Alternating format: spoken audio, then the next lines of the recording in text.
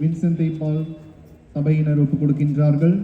சவுந்தரா மற்றும் David Johnson குடும்பத்தினர், அமலநாதன் மற்றும் லீனா குடும்பத்தினர், அந்தோணிசாமி குடும்பத்தினர், லீமா ரோஸ் மற்றும் நவீன் ஜெனிஃபர் குடும்பத்தினர், பிலிப் மற்றும் புளோமினா குடும்பத்தினர், ஆக்னஸ் சத்யநாதன் குடும்பத்தினர், அமலமதி குடும்பத்தினர், ஜெயநாதன் மற்றும் அனிஷா குடும்பத்தினர், ஆரத்தி மற்றும் தீபா குடும்பத்தினர், ஜாய்ஸ் மேரி குடும்பத்தினர், தீப்தி தீபா மற்றும் நளினி ஜான் குடும்பத்தினர், எலிசபெத் மற்றும் துரைராஜ் குடும்பத்தினர், இன்ஃபந்தா சௌந்தரி செல்வி குடும்பத்தினர், திருநோயில் பிண்டோ குடும்பத்தினர், பஸ்லிகா கெவின் பிண்டோ குடும்பத்தினர், கவிதா மற்றும் மனோகர் தங்களது 25ஆம் ஆண்டு திருமண நாளை சிறப்பிக்கின்றார்கள். எக்டா மற்றும் மேக் தேர்வில் நல்ல மதிப்பெண் பெறவும், மரீனா ஜெரால்ட் தேர்வில் நல்ல மதிப்பெண் பெறவும், மேக்னினா ஜெனிஃபர் மற்றும் எட்வின் வேலை கிடைத்ததற்கு நன்றியாகவும், சிறப்பு கருத்துக்களுக்காக அந்தோணி பால் குடும்பத்தினர், மேரி அண்ணா குழந்தை வரம் கிடைத்ததற்காக மெர்சி ஜோஸ் ஒப்புக் கொடுக்கின்றார்கள். ஏரூபன் மோசஸ் மற்றும் அண்ணா ரீட்டா குடும்பத்தினர், நோயல் மற்றும் லிசி குடும்பத்தினர், மரியா மற்றும் கப்ரில்லா கெனிதா மாரியோ தேர்வில் நல்ல மதிப்பெண் பெறவும், சிறப்பு கருத்துக்களுக்காக பேபி பஸ்லிகா மற்றும் கெவின் பிண்டோ குடும்பத்தினர், ஐரின் கிளாரா குடும்பத்தினர், ஹச் தமிழ் செல்வி ஹாரி புற்றுநோயிலிருந்து விடுபட பை ஹாரி சாம்ராஜ் ஒப்புக் கொடுக்கின்றார்கள். மேலும் நமது தனிப்பட்ட கருத்துக்களுக்காக இத்திருப்பலியில் பக்தியோடு மன்றாடுவோம். பற்றிக்காக மெலிக்னா குடும்பத்தினர் ஒப்புக் கொடுக்கின்றார்கள். மார்டின் மற்றும் சாக்ரியாஸ் அவர்களுடைய அன்மலை பற்றிக்காக லீமா ரோஸ் குடும்பத்தினர் ஒப்புக் கொடுக்கின்றார்கள்.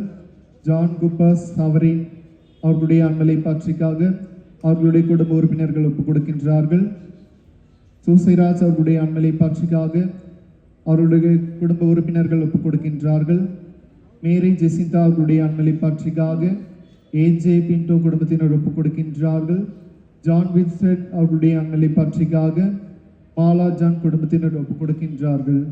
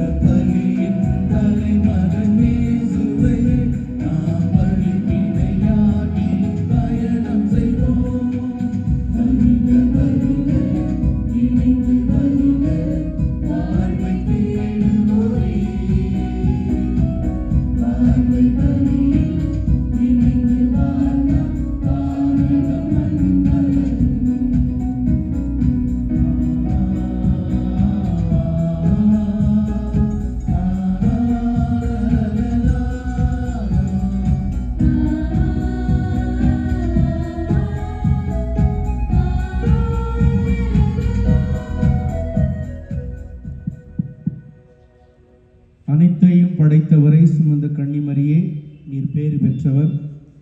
உம்மை உண்டாக்கியவரை பெற்றெடுத்தீர். என்றென்றும் கன்னியாக நிலைத்திருக்கின்றீர்.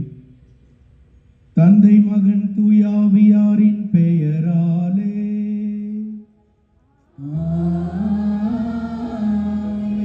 நம் ஆண்டவராகிய இயேசு கிறிஸ்துவின் அருளும் கடவுளின் அன்பும் தூயாவியாரின் நட்புறவும் உங்கள் அனைவரோடும் இருப்பதாக.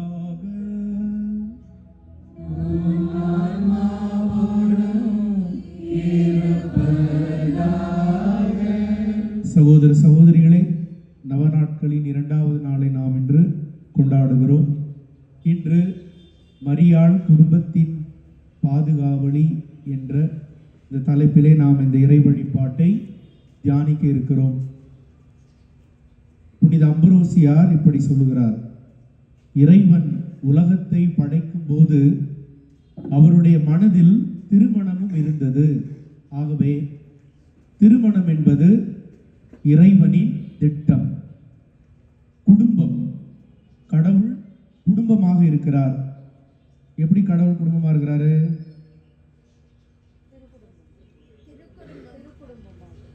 கடவுள் எப்படி குடும்பமாகிறாரு?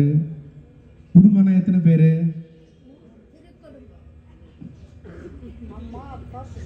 அம்மா அப்பா குழந்தைங்க. அண்ணன் இல்லம்மா, அண்ணன் வேற. தாய் தந்தை, அதே போல் தந்தை மகன் தூயாவியார். ஆகவே ஒரு குடும்பம் என்பது சமத்திருத்துவத்தின் வெளிப்பாடு. ஜான் பால் II, மறைந்த பாப்பாண்டவர், புனித 2ஆம் அருட்சின்னப்பர் சொன்னார், if you see a Christian family, you see a trinity in the world. நீங்கள் ஒரு கத்தோலிக்க குடும்பங்களை பார்க்கும்போது பரிசுத்த சமத்திருத்துவத்தை பார்க்கிறீர்கள். இப்போ இங்கே தான் பிரச்சனை. இதை நம்ம யோசிக்கணும். நம்ம குடும்பங்கள் அப்படி இருக்கிறதா? அப்படி இருக்க வேண்டும் என்று இறைவன் விரும்புகிறார், திருச்சபை விரும்புகிறது, நமக்கு விருப்பம் இருக்கிறது. ஆனால் முடிகிறதா? ஆகவே அதற்காகத்தான் நாம் இந்த திருப்பலியிலே விசேஷமாக இந்த வரத்தை கேட்போம். ஆகவே இந்த திருப்பலியில் நாம் தகுந்த முறையில் கலந்து கொள்ள நம்முடைய பாவங்களுக்காக மனவருந்தி இறைவனின் மன்னிப்பை கேட்போம். எல்லாம் வல்ல இறைவனிடமும் சகோதரிகளே உங்களிடமும் நான் பாவியின்றி ஏற்றுக்கொள்கிறேன். ஏனெனில் என் சிந்தனையாலும் சொல்லாலும் செயலாலும் கடமைகள் தவறியதாலும் பாவங்கள் பல செய்தேன். என் பாவமே, என் பாவமே, என் பெரும்பாவமே. ஆகையால் இப்பொழுதும் கன்னியான தூய மரியாயையும் வானதூதர் புனிதர் அனைவரையும் சகோதர சகோதரிகளே உங்களையும் நம் தேவனாகிய ஆண்டவரிடம் எனக்காக வேண்டிக் கொள்ள மன்றாடுகிறேன். எல்லாம் வல்ல இறைவன் நம்மீது இரக்கம் வைத்து நம் பாவங்களை எல்லாம் மன்னித்து நம்மை நிலைவாழ்வுக்கு அழைத்து செல்வாராக. Amen.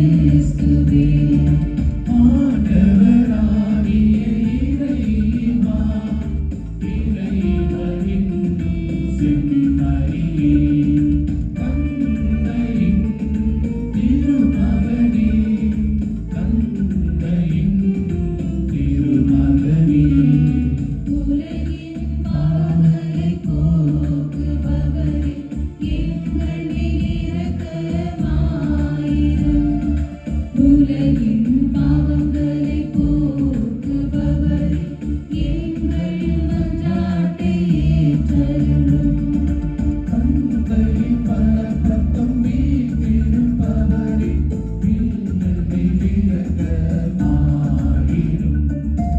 ஏனெனில் இயேசு கிறிஸ்துவே நீர் ஒருவரே தூயவர் நீர் ஒருவரே ஆண்டவர் நீர் ஒருவரே உன்னதர் தூய ஆவியாரோடு தந்தையாகிய இறைவனின் ஆட்சியில் இருப்பவர் நீரே ஆமென் ஆமென் ஆமென் ஆமென் மன்றாடுவோமாக. இரக்கமுள்ள இறைவா, வலுவற்ற எங்களுக்கு உதவி புரிந்தருளும்.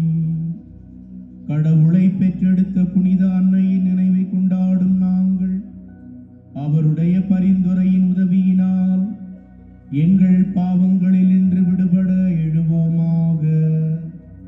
உம்மோடு தூயாவியின் ஒன்றிப்பில் இறைவனாய் என்றென்றும் வாழ்ந்து ஆட்சி செய்கின்ற எங்கள் ஆண்டவரும் உம் திருமகனுமாகிய இயேசு கிறிஸ்து வழியாக உமை மன்றாடுகின்றோம்.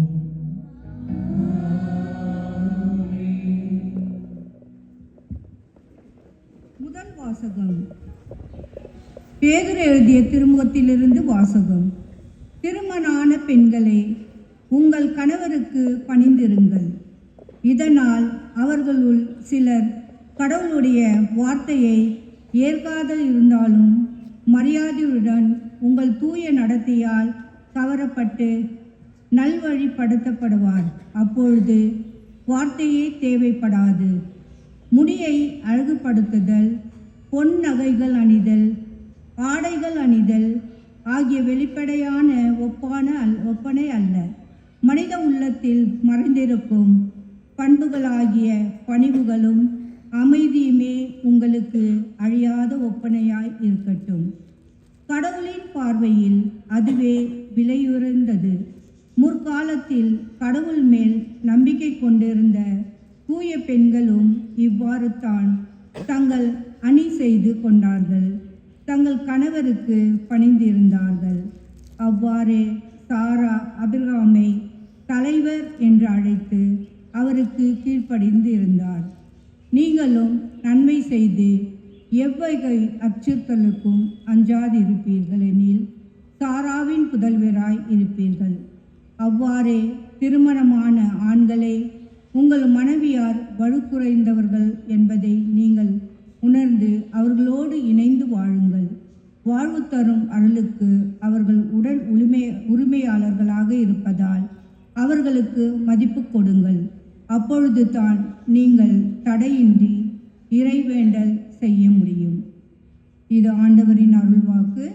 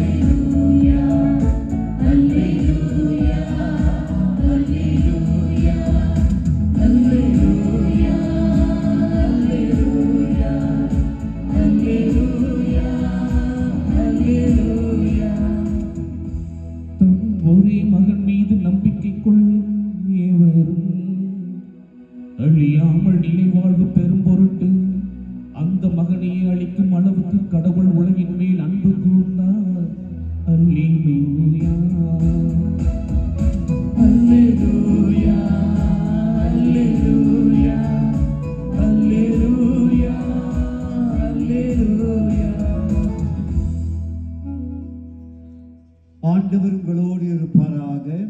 ஆன்மாவோடும் இருப்பாராக. மார்க் எழுதிய நற்செய்தியிலிருந்து வாசகம். ஆண்டவரே மாட்சி உமக்கு. அன்றொரு நாள் மாலை நேரம் இயேசு சீடர்களை நோக்கி, அக்கரைக்கு செல்வோம் வாருங்கள் என்றார். அவர்கள் மக்கள் கூட்டத்தை அனுப்பிவிட்டு படகில் இருந்தவாறே அவரை கூட்டிச் சென்றார்கள். வேறு படகுகளும் அவருடன் சென்றன. அப்பொழுது ஒரு பெரும் புயல் அடித்தது. அலைகள் படகின் மேல் தொடர்ந்து மோத அது தண்ணீரால் நிரம்பிக் கொண்டிருந்தது. அவரோ படகின் பிற்பகுதியில் தலையணை வைத்து தூங்கிக் கொண்டிருந்தார். அவர்கள், போதகரே, சாக போகிறோமே, உமக்கு கவலை இல்லையா என்று சொல்லி அவரை எழுப்பினார்கள். அவர் விழித்தெழுந்து காற்றை கடிந்து கொண்டார். கடலை நோக்கி, இறையாதே, அமைதியாயிரு என்றார். காற்று அடங்கியது. மிகுந்த அமைதி உண்டாயிற்று. பின் அவர் அவர்களை நோக்கி, ஏன் அஞ்சுகிறீர்கள்? உங்களுக்கு இன்னும் நம்பிக்கை இல்லையா என்று கேட்டார். அவர்கள் பேரச்சம் கொண்டு, காற்றும் கடலும் இவருக்கு கீழ்ப்படுகின்றனவே, இவர் யாரோ என்று ஒருவரோடு ஒருவர் பேசிக்கொண்டார்கள். வாழ்வு தரும் கிறிஸ்துவின் நற்செய்தி. கிறிஸ்துவே உமக்கு புகழ்.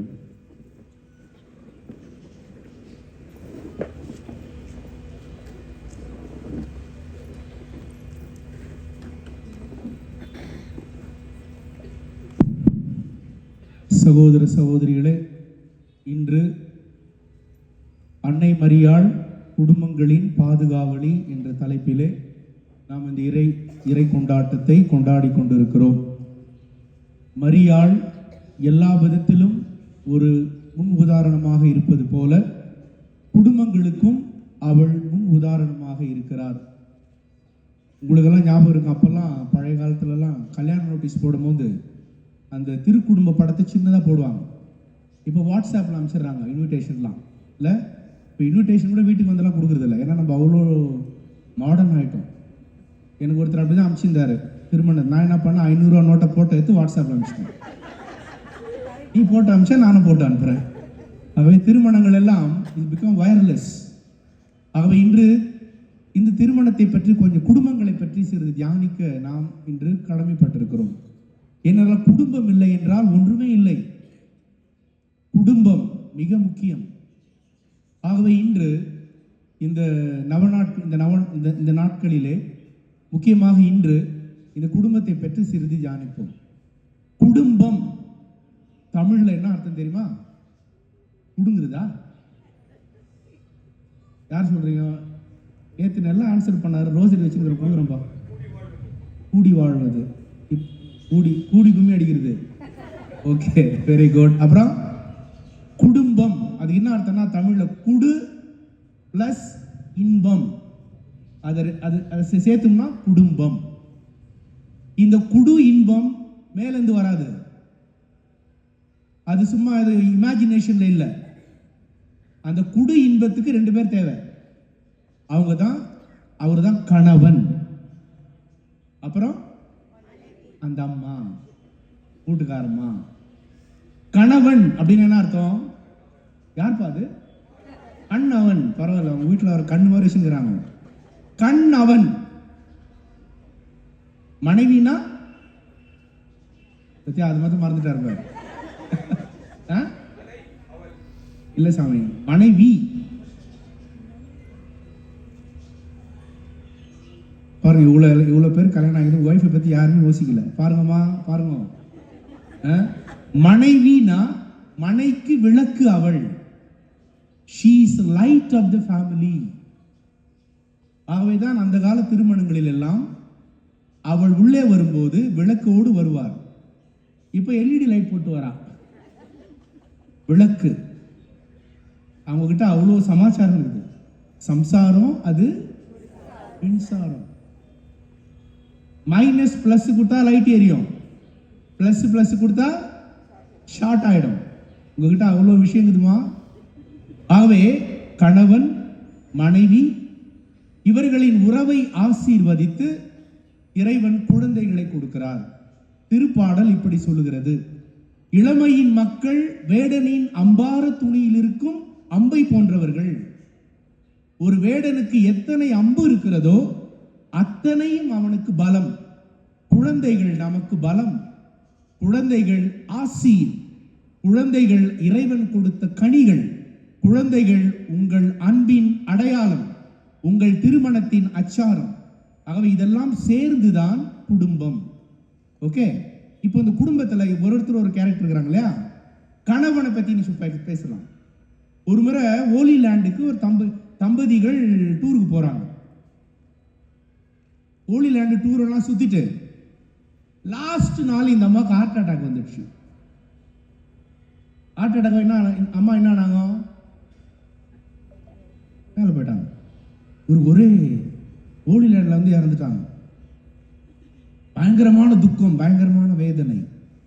அவர் என்ன சொல்றாரு, என் ஒய்ஃபை நான் இந்தியாவுக்கு எடுத்துன்னு போறேன், இந்தியாவில் எடுத்துன்னு போய் அந்த அம்மாவை நான் நல்லடக்கம் செய்கிறேன். அப்போ அங்கே இருக்கிறவங்க சொல்றாங்க, ரொம்ப ப்ரொசீஜரு, ரொம்ப கஷ்டம், நிறைய காசு செலவு பண்ணோம், அது மட்டும் இல்லை நிறைய இதெல்லாம் இருக்குது, வேணாம் இங்கேயே உங்களை அடக்கம் பண்ணிவிடுங்க, நான் உங்களுக்கு இடம் கொடுக்குறேன்.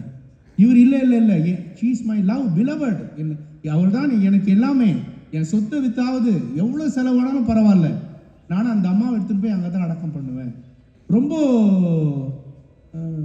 விடாப்புடியாக இருக்கிறார். அப்புறம் அவர் எவ்வளோ கன்வின்ஸ் பண்ணுறாங்க, இல்லையா ஏன் இதெல்லாம் ரொம்ப ரிஸ்க்கு, நாங்கள் தான் உங்களுக்கு ஹெல்ப் பண்ணுறோம், இங்கேயே பண்ணுங்களேன், ஏன் நீ இந்த மாதிரி அடம் பிடிக்கிற? அப்போ அவர் சொன்னாராம் பாருங்க ஒரு வார்த்தை, எனக்கு கூட ஆசை தான் எங்கள் பொண்டாட்டி இங்கே புதைக்கணுன்னு. ஏசுநாதர் இங்கே போச்சாங்க, 3ஆம் நாள் உயிர் ஆயிட்டாரு. எங்க போய் அவனுக்கு பயம் வந்தது பாருங்க. ஏசுநாதர் இங்க தான் போச்சாங்க, 3 நாள் கழிச்சு எழுந்துட்டாரு. அப்படி பயமுறுத்தி வச்சு அந்த அம்மா. இது கணவனுடைய பங்கு. இப்போ கல்யாணம் ஆயிடுச்சு. இப்போ கல்யாணம் ஆகிட்டு 2 பேரும் வெளியே போறேன்னு வச்சுங்களேன், ஏங்க அந்த பேகை கொஞ்சம் எடுத்துட்டு கொடுங்க, இதோ வந்துடுறேன் செல்லம், புஜிமா எத்தனை நேரமா அப்படின்னா புதுசா கல்யாணம் ஆகிதுன்னு அர்த்தம். நான் சொல்றதுல புரிஞ்சுக்கிறீங்களா? ரொம்ப அனுபவம் தான். தோட்டம் வந்துடுறேன் டாலிங் அப்படின்னு எடுத்துட்டு கொடுப்பாரு. கொஞ்ச நாள் கழிச்சு, ஏங்க அந்த பேக் எடுத்துன்னு வாங்க, இரு என்ன அவ்வளோ அவசரம் எடுத்துன்னு வரேன் அப்படின்னா கல்யாணம் ஒரு 5 வருஷம் ஆச்சுன்னு அர்த்தம். அப்புறமா ஏங்க பேக் எடுத்துன்னு வாங்கலாங்க, ஏன்டி இதை கூட தூக்க முடியாது அவனால, நான் எடுத்துன்னு வரணுமா அப்படின்னா கல்யாணம் ஒரு 20 வருஷம் ஆயிடுச்சு. திடீர்னு ஒரு நாள் இவர் பேகை மறந்துட்டாரு. இந்த அம்மா, ஒரு பேகை கூட ஞாபகம் வச்சு உனக்கு அறிவு இல்லை, உன்னெல்லாம் கல்யாணம் பண்ணி என்ன பண்றது நான் அப்படின்னா கல்யாணம் 25 வருஷம் ஆயிடுச்சுன்னு அர்த்தம். யாருன்னா சொல்லிக்கிறீங்களா? அப்படி சொல்லியிருப்பீங்க. இது மனைவியுடைய கேரக்டர். பிள்ளைங்களை பற்றி பார்க்கலாம்.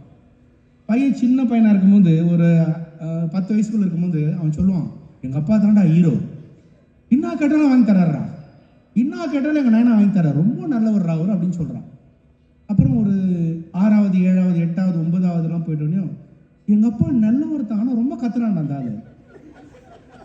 பையன் செய்கிறான், நல்ல மனுஷன் தான், கேட்கறதெல்லாம் வாங்கி கொடுக்கணும், ஆனால் காட்டு கத்துறாரு அந்த ஆளு, பயங்கரமாக இருக்குது. அப்போனா பையன் 9th 10th இருக்கிறான்னு அர்த்தம். அப்புறம் கொஞ்ச நாள் கழிச்சு சாப்பிட்டுக்குன்னு, என்னடா உங்கள் அப்பா உங்களுக்கு பிரச்சனை, அவங்க அம்மா கேட்குறாங்க, மா சொல்லி உங்கள் வீட்டுக்காரங்கிட்ட சொல்லுவேன் அந்த ஆள்கிட்ட, தேவையில்லாமல் நம்ம ரூட்டில் கிராஸ் பண்ணுறாரு, புரியுதா, மரியாதை கட்டுறோம், ஒழுங்காக அப்பாவாக இருக்க சொல்லு அப்படின்னா பையன் பியூசி காலேஜ் போயிட்டான். பரவாயில்ல, உங்கள் வீட்டில் நடந்து நினைக்கிறாங்க. இதெல்லாம் நான் மைக் போட்டால் சொல்லணும் அப்படின்னா பையன் காலேஜுக்கு போயிட்டான்னு அர்த்தம். அப்புறம் என்னாச்சு, கொஞ்ச நாள் கழிச்சு டேபிள் உட்காந்து சாப்பிட்டே இருக்கும்போது ஏன்டா அவங்க அப்பா நீ மதிக்கவே மாட்டேற, பேசக்கூட மாட்டாடா அந்த மனுஷன், உனக்காக அவர் என்ன பண்ணாரு? அப்போ அவன் தலையடிச்சு, எப்படிமா இந்த ஆளை நீ கல்யாணம் பண்ணிடுவாங்க, வேற ஆள் கிடைக்கலையாமா உனக்கு, எப்படிமா இந்த ஆள் அப்படின்னா பையன் வேலைக்கு போயிட்டு சம்பாதிக்கிறான்னு அர்த்தம். இது பையனுடைய நிலைமை. இப்படிதான் ஓரளவுக்கு குடும்பங்களுடைய சூழ்நிலை இப்படி இருக்குது. ஆனால் இன்று திருச்சபை குடும்பத்தை பத்தி என்ன சொல்ல தெரியுமா? ஆதி ஆகமத்தை படைத்தீர்களே, படிச்சீங்களா? கடவுள் எல்லாத்தையும் படைக்கிறார், ஆனா கடவுள் சாட்டிஸ்ஃபை ஆகலையா? அதன் பிறகு என்ன பண்றாரு? ஆதாம படைக்கிறார். இந்த ஸ்டோரிலாம் உங்களுக்கு தெரியும். ஆதாம் சுத்தி சுத்தி வராரு தோட்டத்துல. ஏன்னா 2 குரங்கு இருக்குது, 2 மாடு இருக்குது, 2 கழுதை இருக்குது, 2 நாய் இருக்குது, 2 சிங்கம் இருக்குது, தலைவர் யாரும் இல்லை, தனியா சுத்தி சுத்தி வராரு. அப்ப கடவுள் நினைக்கிறார் பையனுக்கு ஏதோ மிஸ் ஆகுது. என்ன பண்றாரு? ஆதாம என்ன பண்ணாரு? இருமா, அவசரப்படுறீ ரொம்ப, நல்லா தூங்க வைக்கிறாரு. ஆண்டவருக்கு தெரியும் அப்புறம் தூங்கவே மாட்டான், இப்ப தூங்கிட்டாங்க. நல்லா தூங்க வச்சு எங்க இருந்து எலும்பு எடுக்கிறாரு? மெடிக்கல் சயின்ஸ் என்ன சொல்லுதுன்னா, அனாட்டமி, மனிதனுடைய உடலில் நீண்ட நீண்ட எலும்பு தொடை எலும்பு, காலில் இருந்து அப்படியே வருது பார்த்தீங்களா, அதான் பெரிய எலும்பு. இன்னொன்று மனிதனுடைய ஆதாரமாக இருப்பது லங்ஸ், விலா எலும்பு, அது முக்கியமானது. இல்லைன்னா கை எலும்பு, இது நம்ம உழைக்க பயன்படுகிறது. கபாலம், மூளையை பாதுகாக்கிறது. கடவுள் எங்கேருந்து எடுத்துக்கணும்? இது மாதிரி இம்பார்ட்டன்ட் இருந்து எடுத்துக்கணும். ஆனால் எங்கேருந்து எடுக்கிறாரு? விலாவிலிருந்து எடுக்கிறார். நமக்கு மனிதனுடைய தலையையும் உடலையும் ஒன்றாக இணைத்து நிற்க வைப்பது ரிப், விலாவு. இன்னொன்று சுவாசிக்க வைப்பது, அதை விட முக்கியமானது விலா எங்க இருக்குது? இதயத்தின் பக்கத்தில் இருக்கிறது. அப்படின்னு உங்க வீட்டுக்கு வந்திருக்கிற அந்த அம்மா யாரு? உங்க இதயத்தின் பக்கத்தில் இருப்பவள். இதயம் தெரியுமா? அதுதான் நம்ம உடம்புல ரத்தத்தை பம்ப் பண்ணுது. ஆனா வெளியவே தெரியாது. அது பம்ப் பண்ணது நின்னுச்சுன்னா பம்ப். அதே மாதிரிதான் சங்கீதம் சொல்கிறது, உன் வீட்டின் இல்லத்து அரசி உன் மனைவி. ஆகவே அவங்க தான் பம்ப் பண்றாங்க குடும்பத்தையே. ஆகவே கடவுள் அதன் பிறகு அவர்களை ஆசீர்வதித்து பலி. இது வேதாகமம் சொல்லுகிறது. திருச்சபை என்ன சொல்லுகிறது திருமணத்தை பற்றி? 2ஆம் வத்திக்கான் சங்கத்திலே குடும்பத்தை பற்றி ஒரு சாப்டர் இருக்குது.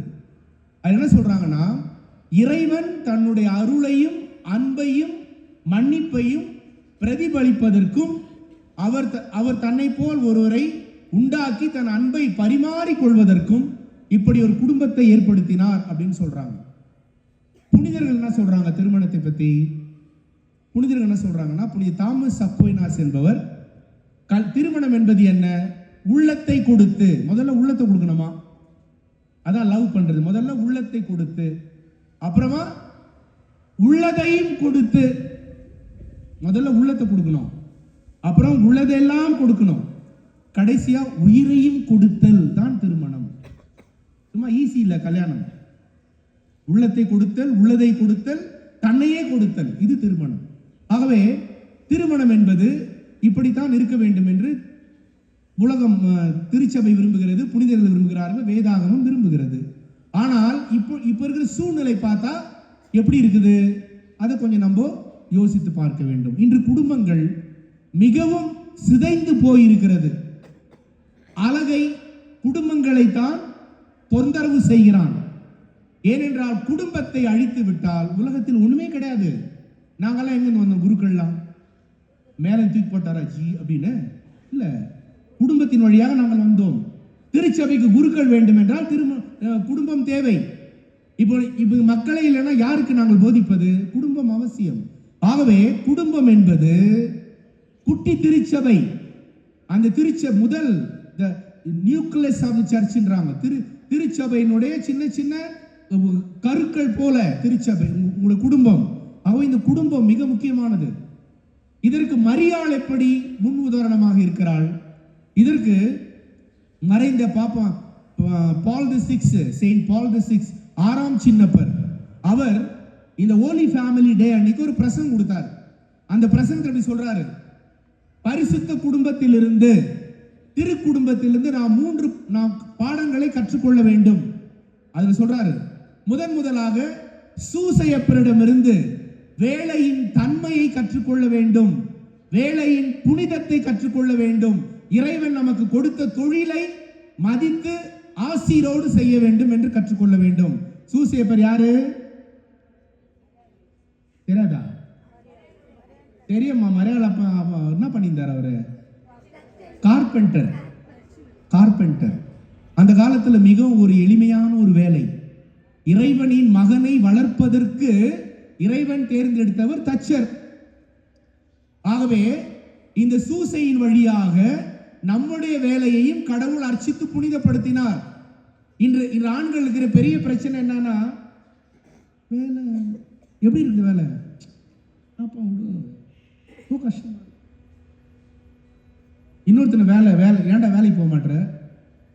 என் தகுதிக்கு வேலை கிடைக்கல. என்ன தகுதி உண்டு? 10வது ஃபெயில் ஆகிற நீ. கரெக்ட் வேலை கொடுப்பாங்க உனக்கு.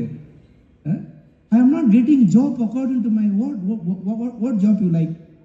இன்று வேலையை நிறைய பேர் சுமையாக நினைக்கிறார்கள். எனக்கு ஏன் இந்த மாதிரி? ஆனால் ஒன்று யோசிச்சு பார்த்தீங்களா? கடவுளின் திருமகனையே வளர்ப்பதற்கு சூசையின் வேலை தான் உதவியது. ஆகவே உங்கள் குடும்பத்திற்கு இறைவன் வேலை கொடுத்திருக்கிறார் என்றால் அதுதான் இறைவன் உங்களுக்கு கொடுத்த ஆசீர். அதன் வழியாக உங்களை ஆசீர்வதிக்கிறார். ஆகவே நமக்கு இறைவன் கொடுத்த தொழிலை நாம் மதித்து ஆசீராக செய்ய வேண்டும். மாதாவிடம் என்ன கத்துக்கணும்? மரியாளிடம் கற்றுக்கொள்ள வேண்டியது பாப்பாண்டர் சொல்றாரு 2 அமைதி. இங்க பூசையில் இருக்குங்க அந்த அமைதி இல்ல, அமைதி. புனித மோனிகம்மா சொல்லுவாங்க, அகுஸ்டினாருடைய அம்மா, மனைவிமார்களே, உங்கள் கணவர் உங்களை திட்டும் பொழுது, உங்களை எதிர்த்து பேசும்போது உங்கள் வாய்க்கு ஜிப்பு போட்டுக் கொள்ளுங்கள். நம்ம யார் வாய்க்கு ஜிப் போடுறோம்? ஒரு வாய் தானே ஜிப் போடுறோம். உங்கள் வாயை நீங்கள் மூடிக்கொள்ளுங்கள் அப்படின்றாங்க. மாதாவிடம் இருந்த அமைதினாது எல்லாவற்றையும் தன் இதயத்தில் இருத்தி சிந்தித்து வந்தாள். அதான் அமைதி. This is called divine silence of Mary. மரியாள் தன்னிடம் வைத்திருந்த தெய்வீக அமைதி. அப்படி என்றால் எல்லா நிகழ்ச்சிகளிலும் இறைவனின் கரத்தை பார்த்தாள் மரியாள். ஆகவே இந்த அமைதி. 2வது தாட்சி. இறைவன் சித்தத்துக்கு முற்றிலும் அடிபணிந்தாள், தாட்சி. 3வது இயேசு கிறிஸ்துவிடமிருந்து கற்றுக்கொள்ள வேண்டியது என்னவென்றால் கீழ்ப்படிதல், obedience. புனித பவுலடிகார் சொல்லுவாரு, சாகின்ற வரையில், சிலுவையில் மரணிக்கும் வரையில் தந்தைக்கு கீழ்ப்படிந்தார். துன்பங்களின் வழியாக கீழ்ப்படிதலை தூய்த்து உணர்ந்தாகவே இன்னைக்கு இந்த நாட்களிலே நாம் கற்றுக்கொள்ள வேண்டியது இந்த 3ம். ஆகவே சகோதர சகோதரி, இந்த குடும்பங்களை எல்லாம் இறைவன் ஆசீர்வதிக்கிறார். ஆகவே இன்னொன்று மரியாளுக்கு முக்கியமானது. மரியாளுக்கு எதுவுமே புரியவில்லை, ஒன்றும் அவருக்கு தெரியவில்லை. ஆனால் எல்லாவற்றிலும் அவள் ஒன்றை யோசித்து விட்டாள். என்ன தெரியுமா? கபிரியேல் சொன்னாரே, இவர் உன்னதரின் மகனாய் இருப்பார். அப்படின்னா கடவுள் ஏதோ செய்ய போகிறார் என்று அமைதியாக தன்னுடைய குடும்பத்தை வழி நடத்தி கொண்டு வந்தார். ஆகவே இன்று இந்த 3ம் நம் குடும்பத்தில் இருக்கிறதா என்று கொஞ்சம் யோசித்து பார்த்தால் கொஞ்சம் நல்லா இருக்கும். ஒரு முறை ஒரு அம்மா கல்யாண ஜூபிலிக்கு அவங்க வீட்டுக்காருக்கு கேசரி செஞ்சு கொடுக்குது. இவரு சாப்பிட்டுக்கினே இருக்கிறாரு. ஏன்னா ஏங்க கேசரி செஞ்சு கொடுத்தனே, அதில் சக்கரைக்குதா உப்புக்குதா இதுனா ஒரு ஒப்பீனியனே சொல்ல மாட்டீங்களா? அப்படியே மண்ணு மாதிரி சாப்பிட்டுக்கிறிய. அவர் சொன்னாராம், நான் ஒப்பீனியனே சொல்ல மாட்டேமா. ஏன்பா? உன்னை பொண்ணு பார்க்க வந்தப்போ காஃபி எடுத்துட்டு வந்து கொடுத்தாங்க. நான் காஃபி குடிச்சு நேர்ந்தேன். எங்க மாமா கேட்டாரு, எப்படி இருக்குது? நல்லா இருக்குது. அவர் என்ன நினைச்சாரு? உன்ன நினைச்சு என் தலையில கட்டி வச்சுட்டான். அதனால ஒப்பீனியனே சொல்றது இல்லை. இப்படி இன்னொருத்தர் கேட்கிறாரு, ஏங்கோ இன்னொரு அம்மா கேட்குறாங்க, ஏங்கோ என்னை பொண்ணு பார்க்க வந்து நான் என்ன புடவை கட்டிது ஞாபகம் இருக்குதா? அக்கிரமம் இல்லை இதெல்லாம். அப்போ அவர் சொன்னாரு, ரயில் தண்டவாளத்தில் தலையை வச்சு படுத்துனுக்கிறவனுக்கு பிருந்தாவன் எக்ஸ்பிரஸ் வந்தா என்ன, சென்னை மெயில் வந்தா என்ன? இப்படி திருமணங்கள் இப்படி போகுது. ஆகவே இன்று ராயப்பேரையர் திருமுகத்திலே நமக்கு அருமையான ஒரு விளக்கம் கொடுக்குறேன். இது மட்டும் நான் படிக்கிறேன். மிகவும் அழகான ஒரு வாசகம். எப்படி இருக்க வேண்டும் என்று புனித பேதுரு நமக்கு குடும்பங்களுக்கு சொல்லுகிறார். இது மட்டும் தயவு செய்து கொஞ்சம் கேளுங்க. திருமணமான பெண்களே, உங்கள் கணவருக்கு பணிந்திருங்கள். உங்கள் கணவருக்கு பணிந்திருங்கள். ஏன் பண்ணினோம்? நானும் வேலை செய்கிறேன், எனக்கு பேங்க் பாஸ்புக் இது, நானும் ஐடியில் இருக்கிறேன், எனக்கும் 40,000 சம்பளம் வருது, நான் சும்மா வரல. இந்த வீட்டுக்கு வரும்போது எங்கள் அப்பா அம்மா வாரி வாரி கொடுத்து அனுப்பிச்சாங்க, எல்லாத்தையும் நாசமாக போட்டான் அவன். ஏன் பணிந்திருக்கணும்? பணிந்திருங்கள். பாருங்க என்ன சொல்றாரு பாருங்க. இதனால் அவர்களுள் சிலர் கடவுளுடைய வார்த்தை ஏற்காதிருந்தாலும் மரியாதையுடைய உங்கள் தூய நடத்தையால் கவரப்பட்டு நல்வழிப்படுத்தப்படுவார்கள். ரொம்ப சிம்பிள். உங்க வீட்டுக்காரர் திருத்தணும்னா இதுதான் ஒரே வழி. இல்லை ஃபாதர், இதெல்லாம் வேலைக்கு ஆகுது, கல்யாணம் இன்னொன்று பேசுற நீ எங்க வீட்டில் ஒரு நாள் இருந்து வந்து பாருங்க, ஒரு நாள் இரு சாமி. கரெக்ட் தானே? வேற சொல்றாங்க முன்னு கரெக்ட் தானே? நீ பேசுவ சாமி, பூசணும்னு சோறுக்குது உனக்கு. நமக்கு எவ்வளோ பிரச்சனை இருக்குது. ஒருத்தர் என்ன பண்ணா, டிவோர்ஸ் கொடுத்தான் கோர்ட்டில். அப்போ அவங்க வீட்டு ஜட்ஜி கேட்குறாரு, ஏன்னா டிவோர்ஸ் கொடுக்குற நீ? 1 வருஷமா என் ஒய்ஃப் கூட பேசவே இல்லை. அட பாவி. அப்போ சொன்னார், கேஸை வாபஸ் வாங்கிக்கோ. ஏன்? எங்கள் வீட்டுக்கு வந்து பாடுறா ஒரு நாளைக்கு, கேஸ் வாபஸ். ஒரு நாள் எங்கள் வீட்டில் இருந்து பாரு, கேஸை வாபஸ் வாங்கிக்கிறியா? ஒரு நாளைக்கு எங்கள் வீட்டுக்கு வரியா? இல்லையா, கேஸை வாபஸ் வாங்கிக்கிறேன். கொடுத்து வச்சோன்னா நீங்க ஒய்ஃப் பேசல அவங்க கூட. பணிந்திருங்கள். அம்மா தயவு செய்து பணிந்திருங்கள்மா. இன்னொரு வாசல் சொல்லுவார், நீங்கள் கிறிஸ்துவுக்குள் உங்கள் கணவருக்கு பணிந்திருக்கிறீர்கள். கிறிஸ்துவுக்குள், வீட்டுக்காரர்கள், இயேசு கிறிஸ்துவில் உங்கள் வீட்டுக்காருக்கு நீங்கள் பணிகிறீர்கள். ஆகவே பணிந்து போவது பலவீனம் இல்லை, பணிந்து போவது மரியாதை குறைவில்லை, பணிந்து போவது நீங்கள் ஏதோ கீழானவர் என்பதல்ல. பணிந்து போவது பரிசுத்த ஆவியின் நன்கொடை, பணிவு. எங்கே பணிவு இருக்கிறதோ அங்கே இறைவனின் இரக்கம் இருக்கிறது என்று சொல்கிறார்கள். ஆகவே பணிந்திருங்கள். அப்புறமா மரியாதையுடன், அப்போது வார்த்தையை தேவைப்படாது. முடியை அழகு, இதெல்லாம் சொல்லலாம், கோச்சுக்காதீங்க, நான் சொல்ல, ராயப்பர் சொல்றாரு. முடியை அழகுபடுத்துதல், பொன் நகைகளை அணிதல், ஆடைகளை அணிதல் ஆகிய வெளிப்படையான ஒப்பனை அல்ல. அதே மாதிரி இப்போ ஒரு பங்குல ஒரு கப்பல் இருந்தாங்க, அவர் கையை பிடிச்சே கூப்பிட்டு வருவாராம். ரொம்ப அந்யோன்யமா பங்கு சாமியா இருக்க அந்த கப்பலை பார்த்து ஒரே ஆச்சரியம், எப்படி இவங்க இந்த மாதிரி இருக்கிறாங்க, நம்ம பங்குல இவங்க எல்லாருமே இந்த மாதிரி நல்லா இருக்குமேன்னு சொல்லிட்டு ஒரு நாள் பங்கு சாமியார் கூப்பிட்டு கேட்கிறாரு, உங்களை பார்க்கும்போது எனக்கு ரொம்ப சந்தோஷமா இருக்குது, என் பங்குல உங்களை மாதிரி எல்லாம் எப்படி கையை பிடிச்சே கூப்பிட்டு வந்து அவ்வளோ அந்நியமா கையை பிடிச்சினே போறீங்களே, ரொம்ப இந்த மாதிரி அன்பை நான் பார்த்தது இல்லை.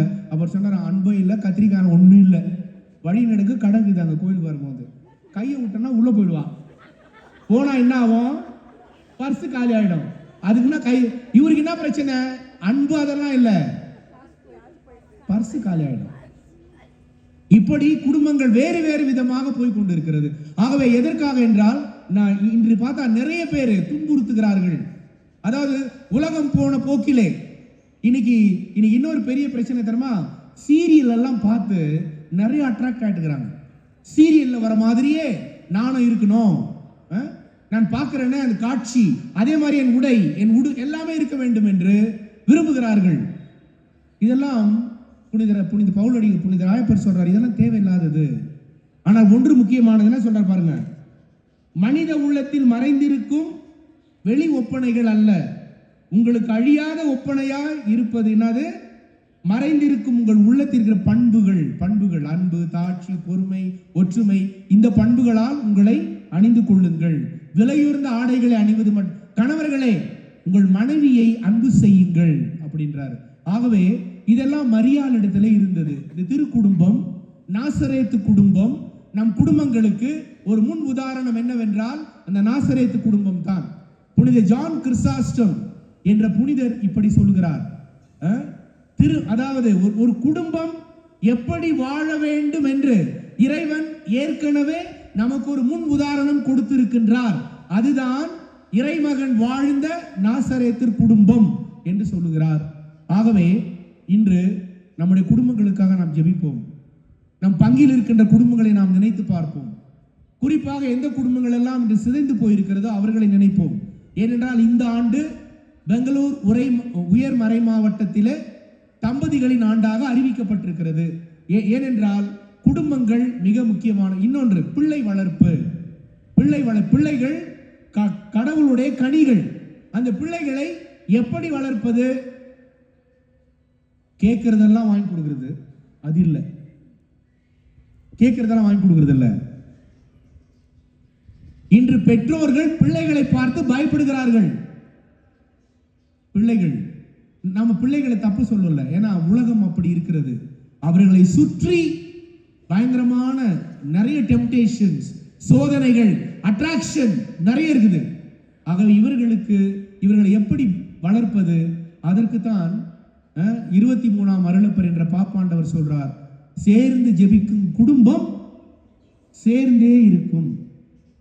நம்ம குடும்பத்தில் ஜெபம் இருக்குதா? இப்போ இருக்குதா? இருக்குது. தனித்தனியா பண்றீங்க. பெரிய பெரிய டிவி, நாங்கெல்லாம் ஹவுஸ் பிளஸிங் போனா ஆல்டரை தேடுறதா என்ன சார் ஆண்டவர்? பெரிய டிவி. ஒரு முறை நான் தீர்த்து தெளிக்கும் போது, சாமி பட்ஸ் வச்சுட்டு சாமி தெளிக்க, நான் வேணும்னு தெளிச்ச மேல. இன்னைக்கு ஆண்டவர் படம் தேடுறாங்க ஃபேமிலியில. எங்கக்குது எதெல்லாம் நமக்கு அவசியம் இல்லையோ அதெல்லாம் வீட்டில் நிறைச்சு வச்சிருக்கிறோம். எதெல்லாம் அவசியமோ அதெல்லாம் மூளையில வச்சுட்டு இருக்கிறோம். ஆகவே இன்று இதைத்தான் புனித பவுலடிகளார் மிகவும் அழகாக, புனித ராயப்பர் அழகாக சொல்லுகிறார். இந்த நற்செய்தியில வாசகம் மிக இது குடும்பங்களுக்கு மிகவும் பொருந்தும். ஆண்டவர் படகுகளை எல்லாம் அந்த கலிலேயா கடலிலே அனுப்புகிறார். நீங்க இஸ்ரேலுக்கு போயிருந்தவங்க பார்த்துருப்பீங்க. கலிலேயா போயிருக்கிறீங்களா தானே? கலிலேயா பெரிய ஏரி, கடல் கிடையாது, அது திபேரியஸ். அது பார்க்கறதுக்கு அவ்வளவு பெருசா இருக்கும். அதனுடைய இயற்கை அமைப்பு எப்படின்னா, ரெண்டு பக்கமும் மலைகள், நடுவுல தண்ணி, பேஷன் மாதிரி இருக்கும். ஆகவே காற்று வந்துச்சுன்னா வெளியே போவாது, அப்படியே அந்த மலை மேல எதிரொலிச்சு படகுகளை அலைக்கழிக்கும். அதான் இயற்கையா நடக்கும் எப்போதுமே. ஆகவே அதே போல அப்போஸ்தலர்கள் போறாங்க. ஆண்டவர் என்ன பண்றாருங்க? நல்லா காத்து இல்லை, சில்லுன்னு வருது, அப்படியே படுத்துட்டு போகுது. அந்த நேரத்தில் கடல் அந்த கப்பல்கள் அப்படியே அலை கழிக்குது. உடனே சீடர்களை போய், ஆண்டவரே சாகரோமே, உனக்கு கவலை இல்லையா? உடனே எழுச்சி ஆண்டவர், இறையாதே, சும்மா இரு, சைலன்ஸ் அப்படின்றாரு. காற்றும் கடலும் அப்படியே சைலண்ட் ஆயிடுது. இந்த நற்செய்தி நமக்கு என்ன சொல்லுகிறது என்று? இந்த போட் என்னது? நம்முடைய குடும்பம், இந்த கடல், இந்த உலகம். இந்த போட் இன்னைக்கு தத்தளிச்சு கொண்டிருக்கிறது. கணவன் மனைவி உறவுகளிலே பிரச்சனை இருக்கிறது, பிள்ளைகளின் உறவுகளிலே பிரச்சனை இருக்கிறது, குடும்பங்களிலே பிரச்சனை இருக்கிறது, குடும்பங்கள்ல சொந்தக்காரங்க மத்தியில பிரச்சனை இருக்கிறது. உதாரணத்துக்கு ஒரு வாய்ஃப் இருக்கிறான்னு வச்சுங்களேன், அவங்க வீட்டுல இருந்து யாருன்னா வந்தா கிறிஸ்துமஸ் சாதா நாள்லயே, ஏமா நான் சொல்றது விளங்குதா? உங்களுக்கெல்லாம் விளங்குனால விளங்காத மாதிரி இருப்பீங்க. உங்க வீட்டுல இருந்து யாராவது விருந்தாளிங்க வந்தா ஓடுறதுன்னா வருதுன்னா, உங்க வீட்டுக்கார வீட்டுல இருந்து யாருன்னா வந்தா குட் ஃப்ரைடே, கஞ்சி சோறு தான். ஆகவே இதை நீங்க ரூத்து கிட்ட இருந்து கத்துக்கணும். போவாசுடைய மனைவி ரூத்து, நவோமியுடைய மருமகள். அவங்க அந்த பொம்பளை வேற நாட்டு பொம்பளை. அந்த கணவர்லாம் செத்துட்ட பிறகு ரூத்து சொல்லுவாங்க, நான் போறேன் என் நாட்டுக்கு, நீ போயிடு மறுபடியும். நவோமி நீ போயிடு.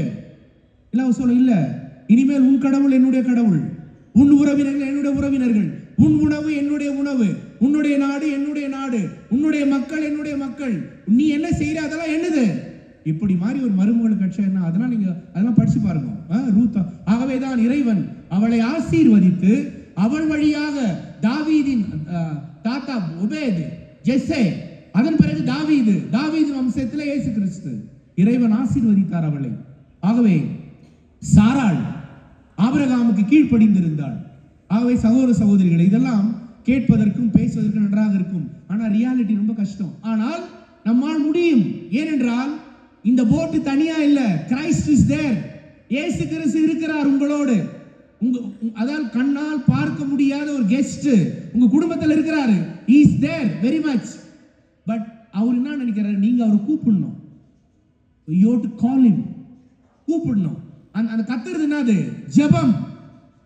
ஆகவே நம்முடைய படகுகள் கரை வந்து சேர வேண்டும் என்றால் அதற்கு நமக்கு கிறிஸ்து தேவை. ஏனென்றால் இந்த உலக வாழ்க்கை அவ்வளவு எளிமையானது இல்லை. இந்த உலக வாழ்க்கை அவ்வளவு சுலபமானது இல்லை. வேதனைகளும் நெருக்கடிகளும் பிரச்சனைகளும் நிறைந்தது இந்த வாழ்க்கை. ஆகவே நமக்கு இயேசு கிறிஸ்து தலையணையில் தூங்கிக் கொண்டிருக்கிறார் என்பது என்ன அர்த்தம் என்றால், இறைவனுக்கு எல்லாம் தெரியும், ஆனா அவருக்கு தெரியுமான்னு உங்களுக்கு தெரியுமா? அதான் பிரச்சனை. கடவுளுக்கு எல்லாம் தெரியும். உங்க குடும்பத்தில் என்ன நடக்குது, உங்க பசங்க என்ன பண்றாங்க, எல்லாம் தெரியும். ஆனால் கிறிஸ்துவுக்கு தெரியும் என்று உங்களுக்கு தெரிய வேண்டும். அதான் ஜெபம். ஆக நீங்கள் அவரை கூவி அழைக்கும் போது இறையாதே, சும்மா இரு, ஏன் டிஸ்டர்ப் பண்ற அவங்கள? எது டிஸ்டர்ப் பண்ணது நீங்க நம்மள? கோபம் என்ற அலை, பொறாமை என்ற அலை, பழி வாங்குகின்ற அலை, தீர்ப்பு என்கின்ற அலை, ரிவெஞ்ச் எடுக்கிற அலை, பேசாமல் இருப்பது, எத்தனை ஆண்டுகள் பேசாமல் இருப்பது. இதுல பெருமையா சொல்லுவாங்க, எங்க வீட்டுக்காரர்கிட்ட பேசி 10 வருஷம் ஆச்சு, கூப்பிட்டு மெடல் கொடுக்கலாமா? எங்க ஒய்ஃபு கிட்ட பேசி இத்தனை அந்த அம்மா செய்து கூட சாப்பிடுறது இல்லை, இவருக்கு நான் பட்டம் என்ன கொடுக்கலாமா? பிள்ளைங்க சொல்றாங்க, எனக்கு எங்க அப்பா அம்மாவே இல்லை, நான் அனாதை அப்படின்றாங்க. ஆகவே இது இப்படிப்பட்ட பலவிதமான சிக்கல்களிலே நம்முடைய குடும்பங்கள் மாட்டிக்கொண்டு இருக்கிறது. ஆனால் நமக்கு என்ன ஒரு பியூட்டினா தெரியுமா? திருச்சபை இருக்கிறது, அருட்சாதனங்கள் இருக்கிறது, வேதாகமம் இருக்கிறது, இயேசு கிறிஸ்து இருக்கிறார், கன்னிமரியாள் இருக்கிறார், நமக்கு உதவி செய்ய ஆட்கள் இருக்கிறார்கள். ஆகவே இதெல்லாம் பயன்படுத்தி நம்முடைய குடும்பங்கள் செழித்து வளர வேண்டும் என்று இன்று திருச்சபை நம்மை பார்த்து ஆசிக்கின்றது. ஆகவே இன்று நாம் இதற்காக ஜெபிப்போம்.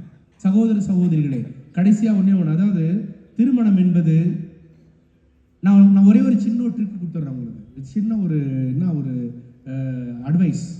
உங்க ஃபேமிலி நல்லா இருக்கணும்னா ஒரே ஒன்று செய்யுங்க. டெய்லி நீங்க திருமணத்துக்கு வார்த்தை பாட பார்த்தீங்க தெரியுமா? என்ன வார்த்தை பாட பார்த்தீங்க?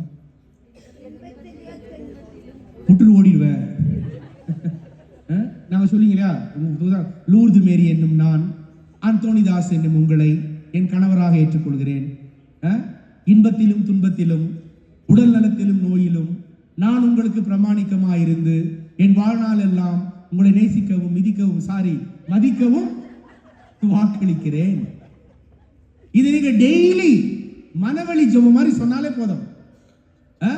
ஆகவே இன்னொன்னு, தலைவிதியே, ஐயோ என்ன பண்றது, வேற வழியே இல்லையே, இவர்கிட்ட வந்து மாட்டிக்கினேன்னு அப்படி இல்லை. அது கிறிஸ்தவ குடும்பம் இல்லை, அது கிறிஸ்தவ மனநிலை இல்லை. என்ன செய்யறது, வெந்தது சாப்பிட்டு விதி வந்தா போலாம் சாமி, அது இல்லை. எவ்வளவு பிரச்சனைகள் இருந்தாலும் வேதனைகள் இருந்தாலும் இயேசு கிறிஸ்து உன்னுடன் இருக்கிறார். ஏனென்றால் நம்முடைய திருமணங்கள், நம்முடைய குடும்பங்கள் எப்படி இருக்கும் தெரியுமா? திராட்சை ரசம் போல இருக்க வேண்டும். இதைத்தான் கானாவூரிலே ஆண்டவர் செய்தார். திருமண நேரத்திலே மரியாளுடைய பரிந்துரையினால் தண்ணீர் சுவையில்லாத ஒன்று சுவையானது. 6 கற்சாடிகள், ஜாடி இவ்வளவு பெருசு, ஃபுல்லா தண்ணி. கல்யாணத்துக்கு தேவையானது திராட்சை ரசம். எது தேவையோ அது இல்லை. குடும்ப வாழ்க்கைக்கு எது தேவையோ அது இல்லை. தேவையில்லாத நிறைஞ்சு இருக்குது எங்க வீட்டுல, எல்லாம் இருக்கிறது, தேவை நிறைய பொருட்கள், ஆனால் சுவை இல்லை, அங்க டேஸ்ட் இல்லை, இனிமை இல்லை. இன்னொன்று, திராட்சை ரசம் முக்கியமானது. ஆண்டவர் என்ன பண்றாரு, தொடுறாரு. தொட்ட உடனே அவன் சொல்றான், எல்லாரும் நல்ல ரசத்தை ஃபர்ஸ்ட் கொடுப்பாங்க, ஃபுல்லா ஆயிட்ட பிறகு என்ன பண்ணுவாங்க, கொஞ்சம் தண்ணி ஊற்றி மிக்ஸ் பண்ணி கொடுத்துருவாங்க. ஆனா நீங்கள் எப்படி நல்ல ரசத்தை கடைசி வரைக்கும் வச்சிருந்தீங்க? அதுக்கு என்ன அர்த்தம் தெரியுமா?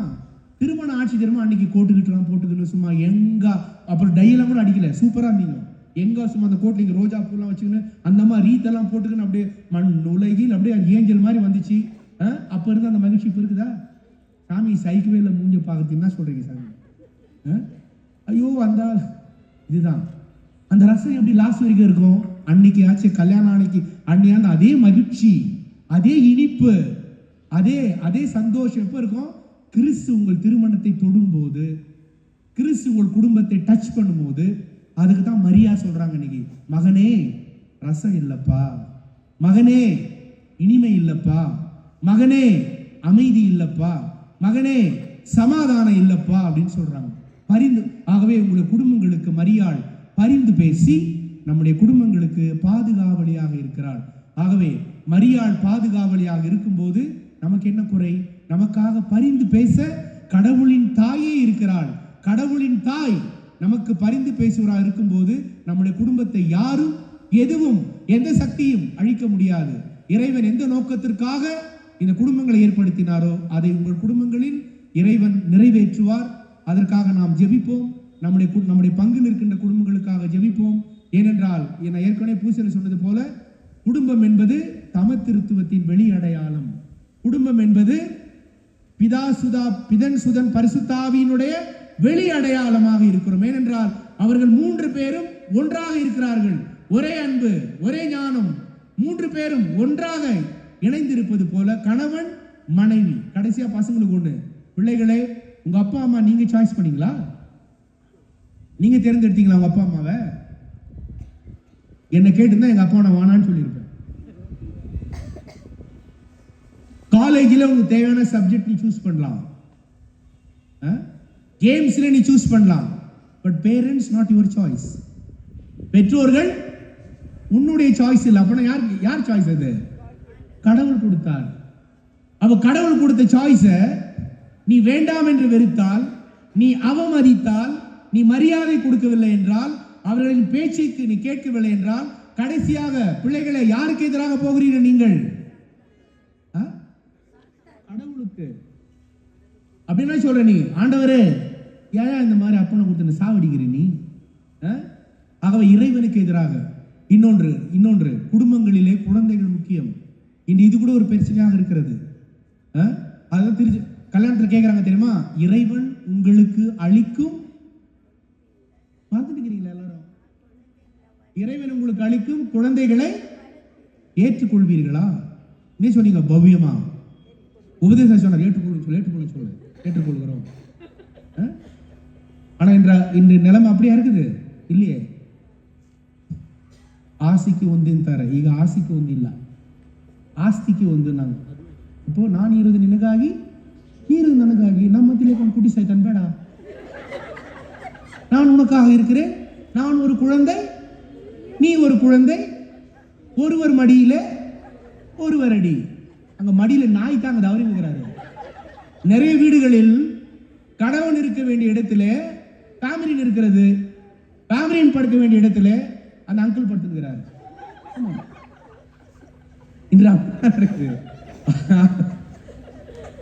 ஆகவே குழந்தைகள் என்பது இறைவனின் கடைசி இறைவன். ஆகவே இறைவன் உங்களுக்கு கொடுக்கும் குழந்தைகளை மகிழ்ச்சியாக ஏற்றுக்கொள்ளுங்கள். யூதர்கள் சொல்றாங்க, இறைவன் உலகத்துக்கு ஒரு குழந்தையை கொடுக்கும் போது அதன் அக்கிலே ஒரு ரொட்டியை வச்சு அனுப்புறாராம். அது அக்கிலே அப்படின்னா தெரியுமா, அந்த குழந்தைக்கு என்னெல்லாம் தேவையோ அதற்கு தேவையான அனைத்தையும் கொடுத்து இறைவன் அந்த குழந்தையை அனுப்புகிறார். பெற்றோர்கள் அதை கண்டுபிடித்து அந்த குழந்தையை வளர்க்க வேண்டியதுதான் கடமை. ஆக எந்த குழந்தையும் சுமை இல்லை, எல்லா குழந்தையும் ஆசி. ஆகவே நம் குழந்தைகளை நேசிப்போம். கணவர்களை உங்கள் மனைவியை நேசிங்கள், மனைவியரை உங்கள் கணவருக்கு கீழ்ப்படிந்திருங்கள். ஏனென்றால் இதுதான் இறைவனின் சித்தம். திருக்குடும்பத்தின் வழியாக நம்முடைய குடும்பங்களை இறைவன் தெய்வீக குடும்பங்களாக அர்ச்சித்து இருக்கிறார். அதற்கு முக்கியமாக நடுநாயமாக இருந்தவள் அன்னை மரியாள். ஆகவே அவளுடைய பரிந்துரையினால் நம்முடைய குடும்பங்களும் இறை சித்தத்தில் வாழ இந்த திருப்பலியிலே நாம் தொடர்ந்து ஜெபிப்போம். விசுவாசிகள் மன்றாட்டு. எல்லாம் வல்ல இறைவா, உம்மை புகழ்கிறோம், இந்த திருப்பலிக்காக நன்றி செலுத்துகிறோம். எங்கள் குடும்ப வாழ்க்கைக்கு தேவையான கருத்துக்களை எல்லாம் நீர் அறிந்திருக்கின்றீர். இரக்கத்துடன் நீ செவிமடுக்க வேண்டும் என்று உம்மை மன்றாடுகிறோம்.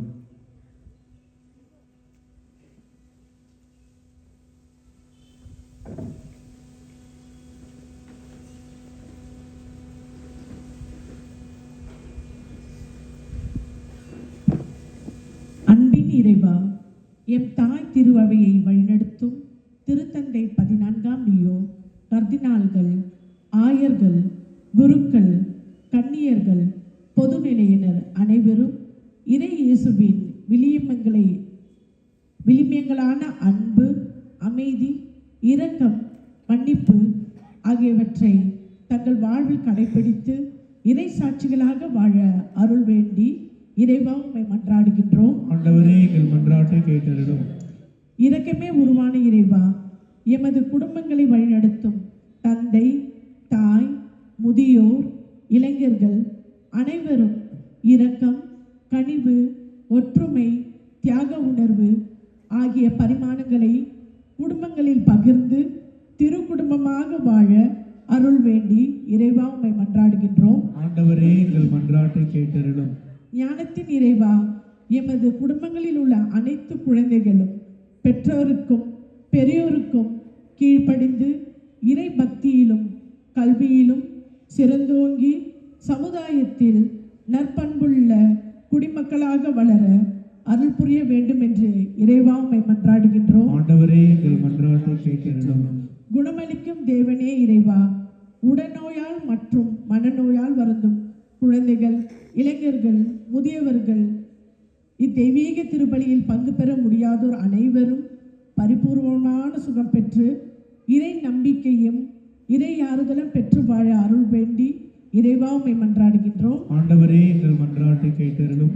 நம்முடைய தனிப்பட்ட தேவைகளுக்காக மௌனமாக ஜெபிப்போம்.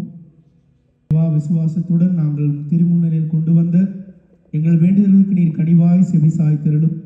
குறிப்பாக இந்த பங்கில் இருக்கின்ற எல்லா குடும்பங்களையும் உம்முடைய திருவடியிலே சமர்ப்பிக்கின்றோம்.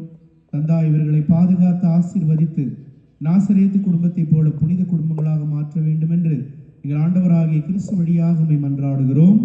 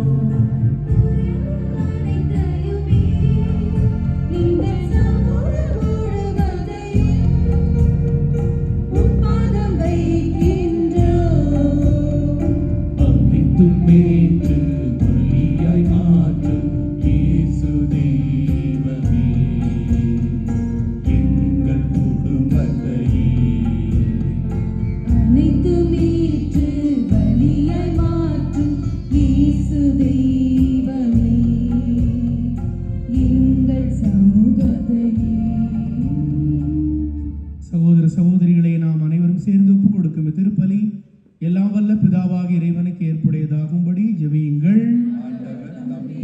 புரட்சிக்காகவும் ஆட்சிக்காகவும் நமது நன்மைக்காகவும் திரு அவையின் அனைத்து நலனுக்காகவும் உமது கையிலிருந்து பலியேற்றுக் கொள்வாராக.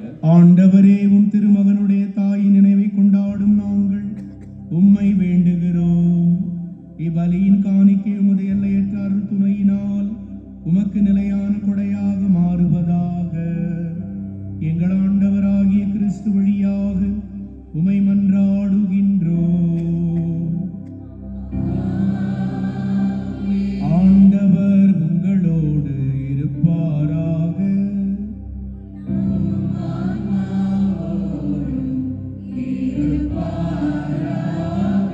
இதயங்களை மேலே எழுப்புங்கள்.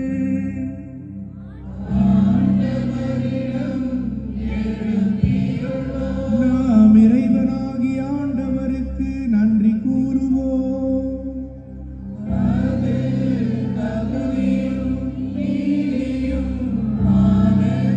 ஆண்டவரே, தூயவரான தந்தையே, என்றும் உள்ள எல்லாம் வல்ல இறைவா, என்னாலும் இவ்விடத்திலும் நாங்கள் உமக்கு நன்றி செலுத்துவதும் எப்பொழுதும் கண்ணியான புனித மரியாளின் வணக்க நாளில் நாங்கள் உம்மை போற்றி புகழ்ந்து மாட்சிமைப்படுத்துவதும் மெய்யாகவே தகுதியும் நீதியுமாகும். எங்கள் கடமையும் மீட்புக்குரிய செயலுமாகும்.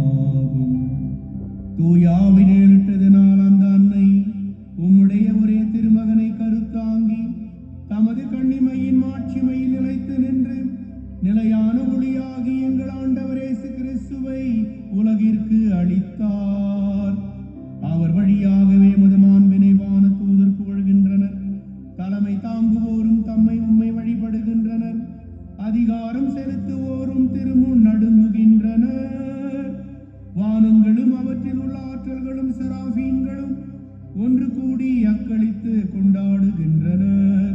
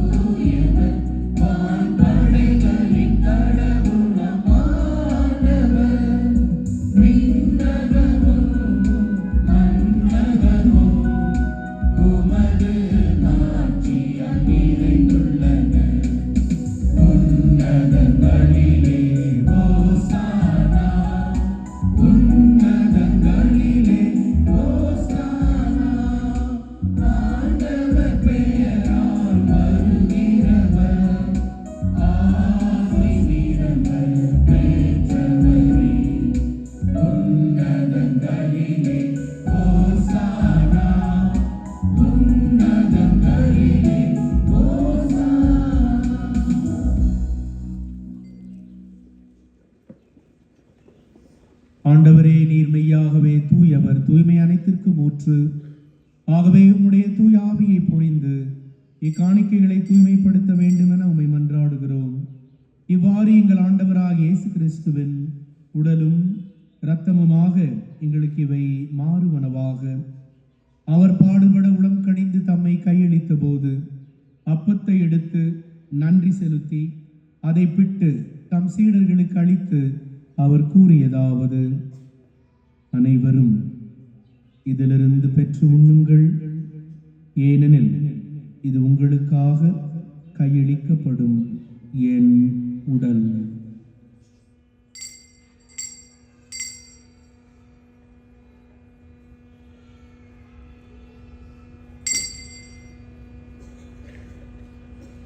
அவ்வண்ணமே இரவு விருந்தை அருந்திய பின் கிண்ணத்தையும் எடுத்து மீண்டும் உமக்கு நன்றி கூறி தம் சீடர்களுக்கு அளித்து அவர் கூறியதாவது: அனைவரும் இதிலிருந்து பெற்று பருகுங்கள், ஏனெனில் இது புதிய நிலையான உடன்படிக்கைக்குரிய என் இரத்தத்தின் கிண்ணம். இது பாவ மன்னிப்புக்கென்று உங்களுக்காகவும் பலருக்காகவும் சிந்தப்படும். இதை என் நினைவாக செய்யுங்கள்.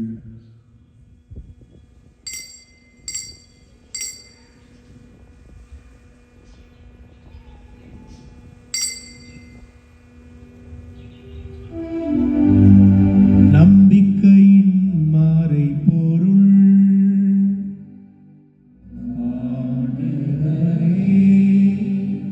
நீர் வருமளவோ உமது இறப்பினை அறிவிக்கின்றோம்,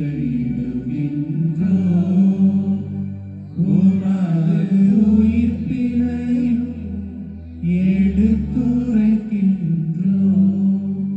ஆகவே ஆண்டவரே, நாங்கள் கிறிஸ்துவின் இறப்பினையும் உயிர்ப்பினையும் நினைவு கூர்ந்து வாழ்வு தரும் அப்பத்தையும் மீட்பளிக்கும் கிண்ணத்தையும் உமக்கு ஒப்புக் கொடுக்கிறோம். உம் திருமுன் நின்று ஊழியம் புரிய தகுந்தவர்கள் எங்களை ஏற்றுக்கொண்டீர். எனவே உமக்கு நன்றி செலுத்துகிறோம். மேலும் கிறிஸ்துவின் உடலிலும் இரத்தத்திலும் பங்கு கொள்ளும் எங்களை தூய ஆவியார் ஒன்று சேர்க்க வேண்டும் என உம்மை தாழ்மையுடன் மன்றாடுகிறோம்.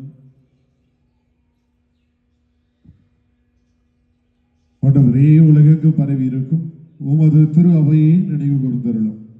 எங்கள் திரு தந்தை லியோ, எங்கள் ஆயர் பீட்டர், துணை ஆயர்கள், எல்லா திருநிலையினராகிய அனைவரோடும் உமது திரு அவையை அன்பில் நிறைவு பெற செய்தருளும். இன்றைய நாளிலே லூர்து அன்னை குடும்பங்களின் பாதுகாவலில் என்கின்ற மைய கருத்தை வைத்து தியானித்து கொண்டிருக்கிற, ஜெபித்து கொண்டிருக்கிற இந்த பங்கில் இருக்கிற ஒவ்வொரு குடும்பங்களையும் உமது பாதத்திலே நாங்கள் சமர்ப்பிக்கிறோம். பல நேரங்களில் குடும்பங்களாக இருக்கின்றோம், ஆனால் இறைவன் எதிர்பார்க்கிற, சுவை கொடுக்கிற அல்லது இறைவன் எதிர்பார்க்கிற அன்பு, சமாதானம், மகிழ்ச்சி, ஒற்றுமை, இறை வார்த்தையை கேட்பது, குடும்ப ஜெபங்களிலே ஈடுபடுவது, இத்தகைய சுவை மிகுந்த ஒரு குடும்பமாக நம்முடைய ஒவ்வொரு குடும்பங்களும் இறைவனுக்கு ஏற்றதாக அமைய வேண்டுமா சிறப்பாக ஜெபிக்கின்றோம். இந்த பங்கில் இருக்கிற ஒவ்வொரு குடும்பங்களும் இந்த நவநாளில பங்கெடுக்க பல்வேறு பங்கு தலங்களில் இருந்து பங்கெடுக்கிற ஒவ்வொரு குடும்பத்தையும் நிறைவாக ஆசீர்வதியும். இவர்கள் அனைவருமே திரு குடும்பத்தினுடைய பண்புகளை புரிந்து கொள்ளவும், புரிந்து கொண்ட அந்த நல்ல பண்புகளை தங்களுடைய நடைமுறை வாழ்க்கையிலே செயல்படுத்த இவர்கள் ஒவ்வொருவருக்கும் தேவையான அனைத்து ஆசிரியும் இந்த சிறப்பான ஒரு நாளிலே தந்து ஆசீர்வதிக்க வேண்டுமா ஜெபிக்கின்றோம்.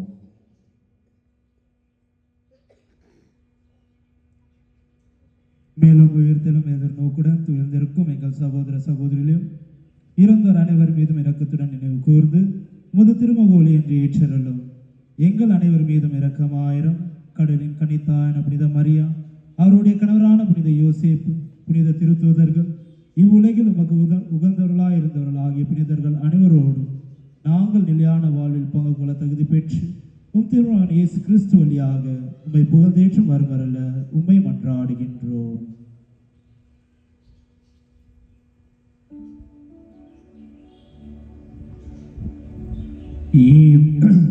இவர் வழியாக இவரோடு இவரில் எல்லாம் வல்ல இறைவன்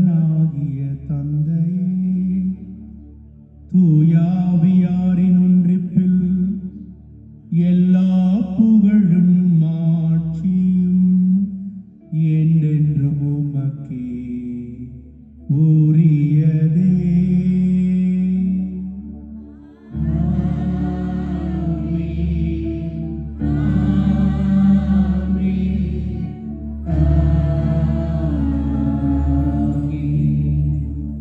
மீட்பரின் கட்டளையால் கற்பிக்கப்பட்டு இறைப்படிப்பினையால் பயிற்சி பெற்ற நாம் துணிந்து சொல்வோம். விண்ணுலகில் இருக்கிற எங்கள் தந்தையே, உமது பெயர் தூயதென போற்ற பெறுக. உமது ஆட்சி வருக. உமது திருவுளம் விண்ணுலகில் நிறைவேறுவது போல மண்ணுலகிலும் நிறைவேறுக. எங்கள் அன்றாட உணவை இன்று எங்களுக்கு தாரும். எங்களுக்கு எதிராக குற்றம் செய்வோரை நாங்கள் மன்னிப்பது போல எங்கள் குற்றங்களை மன்னியும். எங்களை சோதனைக்குட்படுத்தாதேயும், தீமையிலிருந்து எங்களை விடுவித்தருளும். ஆண்டவரே, தீமை அனைத்திலிருந்தும் எங்களை விடுவித்து எங்கள் வாழ்நாளில் அமைதியை கனிவுடன் அருளும் உம்மை மன்றாடுகிறோம். உமது இரக்கத்தின் உதவியால் நாங்கள் பாவத்திலிருந்து எப்போதும் விடுதலை பெற்று யாதொரு கலக்கமும் இன்றி நலமாய் இருப்போமாக. நாங்கள் எதிர்நோக்கி இருக்கும் பேரின்பத்துக்காகவும் எம் மீட்பராக இயேசு கிறிஸ்துவின் வருகைக்காகவும் காத்திருக்கிறோம். ஆண்டவர் இயேசு கிறிஸ்துவை அமைதியை உங்களுக்கு விட்டுச் செல்கிறேன், என் அமைதியை உங்களுக்கு அளிக்கிறேன் என்று திருத்தூதர்களுக்கு மொழிந்தீரே. எங்கள் பாவங்களை பாராமல் உமது திரு அவையின் நம்பிக்கையை கண்ணோக்கி உமது திருவுளத்திற்கு ஏற்ப அதற்கு அமைதியையும் ஒற்றுமையும் அளித்தருள்வீராக. என்றென்று வாழ்ந்து ஆட்சி செய்கின்றவர் நீரே. ஆண்டவரின் அமைதி என்றும் நம் அனைவரோடும் இருப்பதாக. ஒருவருக்கொருவர் ஆண்டவரின் அமைதியை பகிர்ந்து கொள்வோம்.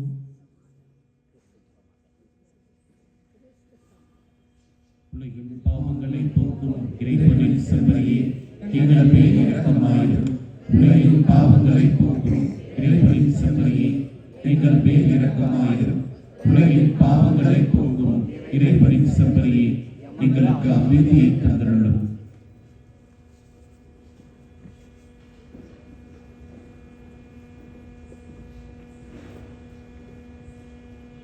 இதோ இறைவனின் செம்மறி, இதோ உலகின் பாவங்களை போக்குகின்றவர். இந்த செம்மறியின் விருந்துக்கு அழைக்க பெற்றோர் பேறு பெற்றோர். இவரே தேவரீர் என் உள்ளத்தில் எழுந்தருளி வர நான் தகுதியற்றவன், ஆனால் ஒரு வார்த்தை மட்டும் சொல்லியருளும், எனது ஆன்மா குணமடையும். கிறிஸ்துவின் திருவுடல் நமக்கு நித்திய வாழ்வளிப்பதாக.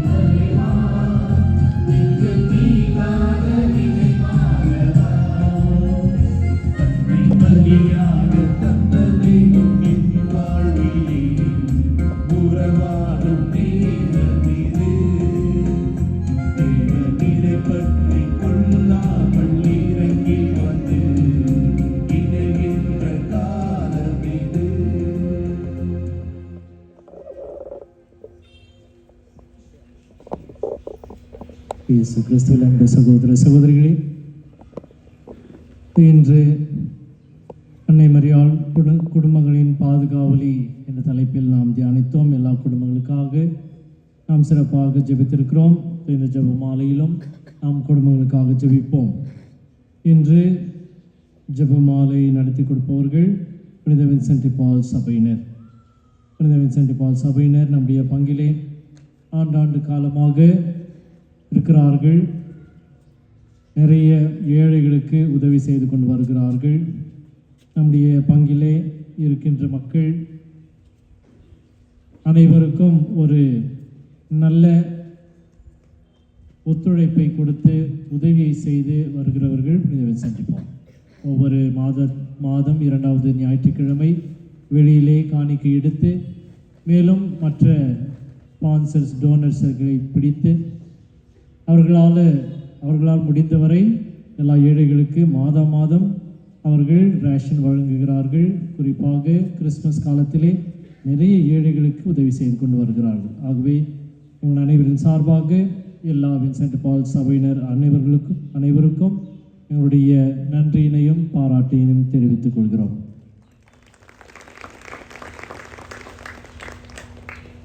நாளை ஞாயிற்றுக்கிழமை காலை திருப்பலிகள் ஞாயிற்றுக்கிழமை திருப்பலிகள் போல் நடைபெறும். காலை 6 மணிக்கு தமிழில் திருப்பலி, 7 மணிக்கு கன்னடத்தில் திருப்பலி, 8 மணிக்கு தமிழில் திருப்பலி, 9:15 மணிக்கு ஆங்கிலத்தில் திருப்பலி.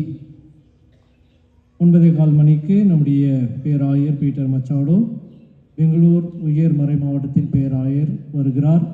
ஆங்கில திருப்பலியிலே எல்லா தம்பதிகளுக்கு சிறப்பான ஒரு ஆசிரியரையும் சிறப்பு திருப்பலியும் நடத்தி கொடுப்பார்.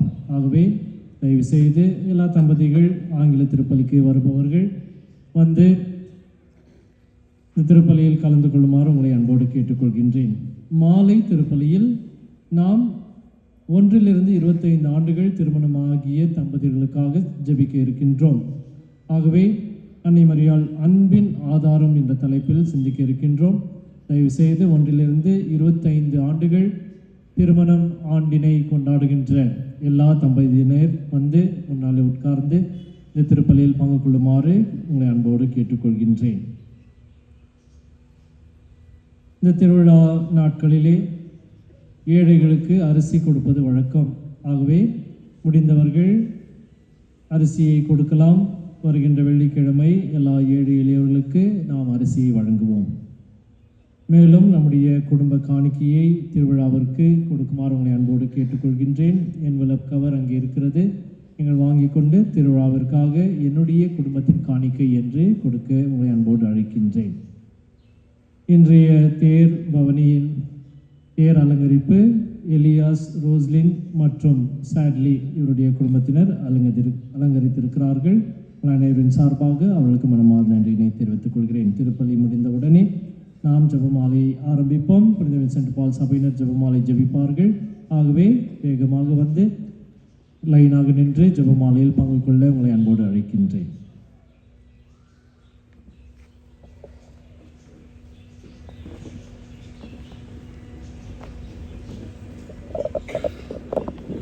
மன்றாடுவோமாக.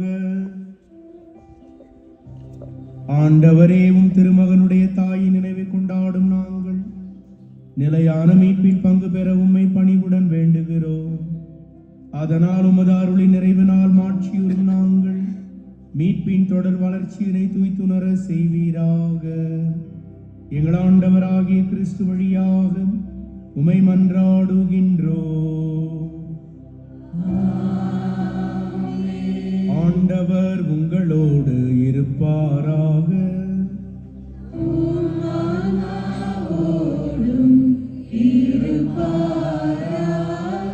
எல்லாம் வல்ல இறைவன் தந்தை, மகன், தூயாவியார் உங்கள் அனைவரையும் ஆசீர்வதிப்பாராக.